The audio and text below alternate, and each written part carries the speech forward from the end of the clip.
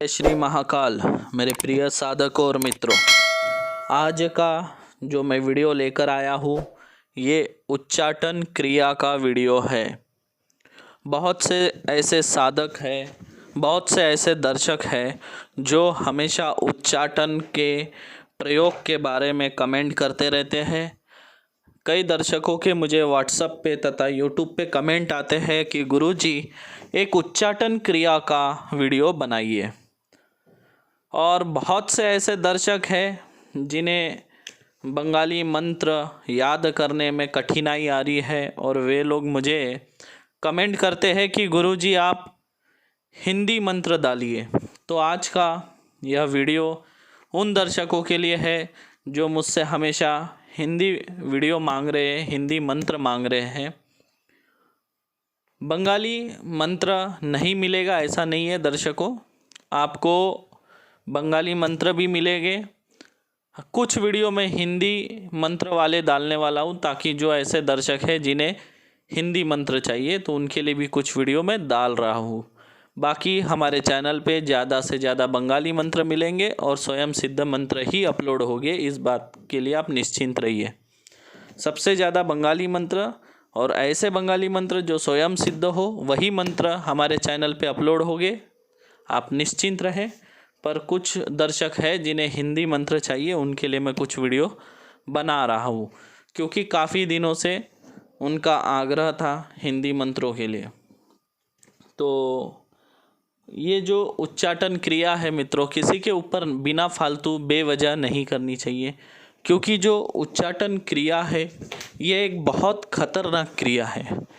इसे बिना फालतू में किसी पर प्रयोग ना करें। थोड़ा सा झगड़ा हो जाए या छोटा मोटा झगड़ा हो या छोटी मोटी बातों पर किसी पे उच्चाटन क्रिया करना ठीक नहीं है क्योंकि उच्चाटन क्रिया एक बड़ी खतरनाक क्रिया है। हम थोड़े से गुस्से में, थोड़े से आवेग में आकर यह प्रयोग तो कर देते हैं, लेकिन आप सोच नहीं सकते एक छोटे से झगड़े के लिए आप कितना बड़ा दंड उस व्यक्ति को दे रहे हैं। ये न्याय नहीं, यह अन्याय कहलाएगा। छोटी मोटी बातें होती है। अक्सर देखिए जब इंसान के पास हथियार नहीं होता है तो छोटे मोटे झगड़े होते हैं और वो झगड़े ख़त्म हो जाते हैं। लेकिन जब किसी इंसान के पास हथियार हो, कोई वेपन हो, तो वो इंसान जरा सी बात में आवेग में आके वो हथियार का उपयोग करता है और उससे बहुत बड़ा क्राइम हो जाता है। ठीक उसी तरह यह मंत्र है। ये अगर गलत इंसान के हाथ लगे और वो एकदम से आवेग में आकर किसी के ऊपर इस मंत्र का प्रहार करे, ये उचित बात नहीं है। इसका पाप हमें भी लगता है, आपके साथ साथ हम भी पाप के भागीदारी बन जाएंगे। तो इसीलिए हम मारन प्रयोग तो देते ही नहीं है। पर ये जो उच्चाटन प्रयोग है ये बड़ा खतरनाक प्रयोग है। ये तब करना चाहिए जब कोई व्यक्ति आपको बहुत ज़्यादा तंग कर रहा हो, आपके जान के ऊपर बात बन आई हो, है ना, आपको आपका जीना हराम करके रख दिया हो, बात बात में आपको मारने की धमकी देता हो, है ना, आपको तकलीफ़ देता हो, बहुत ज़्यादा अगर आप परेशान हो कि अगर आप उसके ऊपर एक क्रिया ना करो तो वह आपको मार डाले, ऐसा अगर कभी समय आता है तभी इस उच्चाटन क्रिया का प्रयोग करना चाहिए। क्योंकि इस उच्चाटन प्रयोग से उसकी ऐसी स्थिति बन जाती है, उसके साथ ऐसी ऐसी घटनाएं होने लगती है कि उसको वो जहाँ रह रहा है वो एरिया उसको छोड़कर भागना ही पड़ता है। उच्चाटन का मतलब उसको वो एरिया छोड़ देना पड़ेगा। जैसे अगर मान लीजिए वो अगर आपके तालुके में रहता है तो दूसरे तालुके में चले जाएगा या दूसरे ज़िले में रहने चले जाएगा। लेकिन अगर विदेशन करते हैं तो वो तो उसकी ऐसी स्थिति होती है, ऐसे ग्रहमान बनते हैं कि उसको देश के बाहर भागना पड़ता है। तो विदेशन तो किसी पे ना करें। मैं तो हमेशा सलाह देता हूँ कभी किसी पे विदेशन प्रयोग ना करें क्योंकि लोग अपनों से दूर हो जाते हैं छोटी छोटी बातों के लिए। तो ये जो आज का उच्चाटन प्रयोग है इसका मंत्र मैंने लास्ट में दिया है, इसकी आपको मैं विधि बता दूँ। इसका आपको ये जो मंत्र है यह संस्कृत मंत्र है और इसे आपको सिद्ध करना होगा और इसकी सिद्धि ज़्यादा बड़ी नहीं है। केवल एक माला जाप करने से यह मंत्र सिद्ध हो जाएगा। इस मंत्र को आप अमावस, पूर्णिमा, चंद्र ग्रहण, सूर्य ग्रहण, दशहरा, दीपावली, होली और किसी भी काल रात्रि तथा किसी भी शनिवार को आप इसे सिद्ध कर सकते हो। आपको क्या करना है, पूर्व दिशा की ओर मुख करना है। आपको रुद्राक्ष या हल्दी की माला से इसका जाप करना है। आसन काले कंबल का या कूस का आसन होना चाहिए। और इसका जब जाप करो तो मध्यम स्वर में इसको आपको जाप करना है, यानी ज़्यादा ज़ोर से भी आपकी आवाज़ नहीं होनी चाहिए और ज़्यादा धीमी भी नहीं, मध्यम स्वर में इसका आपको जाप करना है। जाप होने के बाद में 11 बच्चों को आप रवे का हलवा या खीर पूरी बनाकर 11 बच्चों को खिला दे, आपका मंत्र सिद्ध हो चुका है। अब इसको आपको प्रयोग में कैसे लेना है, आपको एक छोटा सा शिवलिंग बनाना है, खुद बनाना है। उस पर ब्रह्मदंडी व चीता की राख का लेप करना है। ब्रह्मदंडी को ऐसा बारीक पाउडर बना ले, यानी चूरा बना ले, और चीता की राख, ये दोनों को मिला के शिवलिंग के ऊपर इन दोनों चीज़ों का आपको लेप करना है। समझ गए आप। फिर आपको ये क्रिया कब करनी है, शुक्रवार के दिन। फिर शनिवार को शाम के समय में सफ़ेद सरसों आती है, देखो 3 प्रकार की, एक काली सरसों होती है, एक सफ़ेद होती है और एक पीली होती है। तो हमें लगेंगी सफ़ेद सरसों। तो आपको क्या करना है, सफ़ेद सरसों लेना है। शनिवार के दिन शिवलिंग आपको बनाना है, शुक्रवार के दिन शिवलिंग बनाना है, उसके ऊपर चिता की राख और ब्रह्मदंडी का लेप लगाना है, और शनिवार को शाम में सफ़ेद सरसों लेकर शिवलिंग को हाथ में पकड़कर इस मंत्र से 108 बार आपको उस शिवलिंग और सरसों को अभिमंत्रित करना है।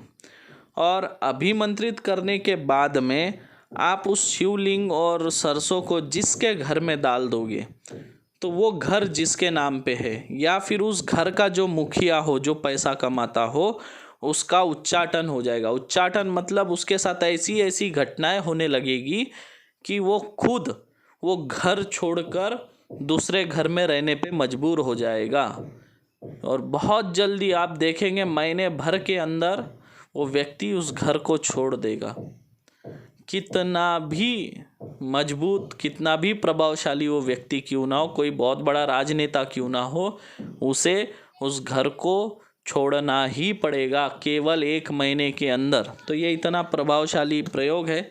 लेकिन जैसा मैं आपको बताता हूँ, बंगाली मंत्र स्वयं सिद्ध होता है, उसको आपको सिद्ध नहीं करना पड़ता, पर इन मंत्रों को आपको सिद्ध करना होता है।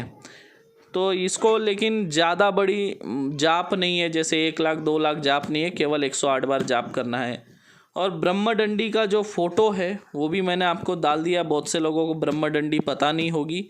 ये आपको किसी भी आयुर्वेदिक जो पंजारी की दुकान है वहाँ पर आपको ये ब्रह्मदंडी मिल जाएंगी, तो चिंता करने की कोई बात नहीं है। और एक बात सभी साधकों को बता दूँ, जितने साधक पेड ग्रुप में हैं ध्यान से सुने। आज उनको सुबह मंत्र नहीं मिलेगा, आज मैं लेट मंत्र डालूंगा, करीब 9-10 बजे रात में मंत्र उनको मिलेंगे पेड ग्रुप वालों को। तो ध्यान से सुन लीजिए, आज दिन भर मंत्र नहीं मिलेंगे आपको, रात में 9-10 बजे करीब मंत्र मिलेंगे पेड ग्रुप पे, तो निश्चिंत रहिएगा। और जिन लोगों ने किट के लिए पैसे डिपॉजिट किया है उनको मैं बता दूं, किट उनको 4 या 5 तारीख को यहाँ से भेजी जाएंगी। उससे पहले किट भेजी नहीं जाएंगी, क्योंकि यहाँ पे अभी फ़िलहाल सब बंद है। तो 4 या 5 तारीख से उनकी किट भेजी जाएंगी। और अभी गिन के मेरे पास 5 या 6 किट बची है। जिन लोगों ने किट नहीं ली है वो जल्द से जल्द किट ले ले, फिर 3-4 महीने किट नहीं मिलेंगी, आपके 3-4 महीने बर्बाद हो जाएंगे। उसके लिए आप स्वयं जिम्मेदार रहेंगे, हम नहीं। क्योंकि हम ये जो सिद्ध करते हैं जितनी भी सामग्री, इनको एक साथ लेके हम सिद्ध करते हैं। अगर आप एक माला सिद्ध करने जाओ तो आपको 4-5 हज़ार खर्चा आ जाएगा। अगर आप एक आसन सिद्ध करने जाओ तो आपको 5-6 हज़ार रुपये खर्च हो जाएगा, और आपके 30 दिन 35 दिन बर्बाद हो जाएंगे। तो हम सारी सामग्री एक साथ लेकर सिद्ध करके रखते हैं ताकि साधकों को सुविधा हो, और उनके सुविधा के हिसाब से उनको सामग्री मिले और उनके समय की बचत हो। तो बाद में आप लोग फिर मुझे परेशान करते हो कि गुरुजी चाहिए चाहिए, तो मैं कहाँ से दूँ। अभी 5-6 किट बची है, जिन्होंने नहीं लिया वो ले लीजिए। जो पहले आएगा किट उसको पहले मिलेंगी। बाकी सारी किट ख़त्म हो चुकी है। पेड ग्रुप में जितने साधक है 300 350 सबको मैं बोल रहा हूँ, जल्द से जल्द जिनको किट नहीं मिली है वो लोग अपनी किट मंगवा ले। इस बात का विशेष ध्यान रखें।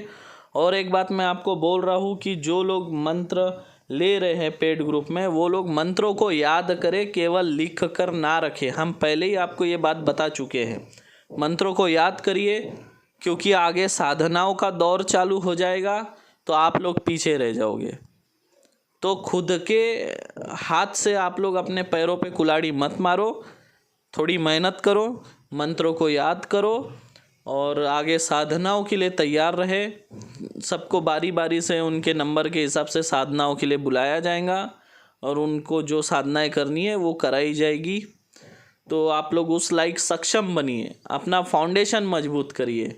आपका जो घर का जो आपके जो पाया है उसे आप मजबूत करिए, आपकी नींव जो है उसे आप मजबूत करिए, तभी आप एक सफल तांत्रिक बन पाएंगे। सफल तांत्रिक बनने के लिए उसकी जो बेसिक ज्ञान है वो मजबूत होना चाहिए। इस बात का आप ध्यान रखिए। बहुत से लोग हमें ऐसे फ़ोन करते बोलते गुरुजी हम बेसिक सीखे हैं। अरे आप बेसिक सीखे हो, किससे सीखे हो? हमसे तो नहीं सीखे हो आप। अगर आपको हम डायरेक्ट साधना में भेज दे और आपका कुछ नुकसान होगा तो उसका जिम्मेदार कौन होगा? हम नहीं होंगे। फिर साधक लोग जो लोगों से सीखे वाले वो ऐसे मैदान छोड़कर भागते हैं साधना स्थल में से। जो लोग ऐसे बोलते हैं कि हमारे पास बेसिक ज्ञान है, मैं इतना ही कहना चाहूँगा, एक कार का पहिया ट्रक के पहिए में नहीं लग सकता। और आप जो सीख रहे हो ट्रक चलाना सीख रहे हो, आप समझिए, आप कार चलाना नहीं सीख रहे हो। तो आप ये बात समझिए, आप जो विद्या हासिल कर रहे हो बड़ी खतरनाक विद्या, बड़ी पावरफुल विद्या है। जो आप साधना कर रहे हो उसका मंत्र इतना पावरफुल है, जितना आपका मंत्र पावरफुल है साधना का, उससे 4 गुना ज़्यादा पावरफुल आपका सुरक्षा रक्षा का मंत्र होना चाहिए। इस बात पे आप ध्यान रखें। आपके पास जो मंत्र है वो क्या काम करता है नहीं करता है हमको क्या पता। हम ऐसी रिस्क नहीं ले सकते। हमारे पास अगर आपको सीखना है बेसिक से सीखना पड़ेगा, सारा ज्ञान लेना पड़ेगा। बंगाली मंत्र की साधना के लिए बंगाली मंत्र ही लगता है, सुरक्षा के लिए, शरीर रक्षा के लिए। जितने सुरक्षा के मंत्र है सारे मंत्र बंगाली मंत्र ही लगेंगे, तभी आप सफल हो पाओगे। नहीं तो साधना स्थल में पछाड़ खा के गिर जाओगे। एक आधी आड़ी टेढ़ी शक्ति आएंगी, उठा के पटक देगी आपको। तो ऐसी गलती ना करें, अंधे में ना चले, यही मैं आप लोगों से कहूँगा। और नए वीडियो के साथ फिर मिलूँगा। जय श्री महाकाल।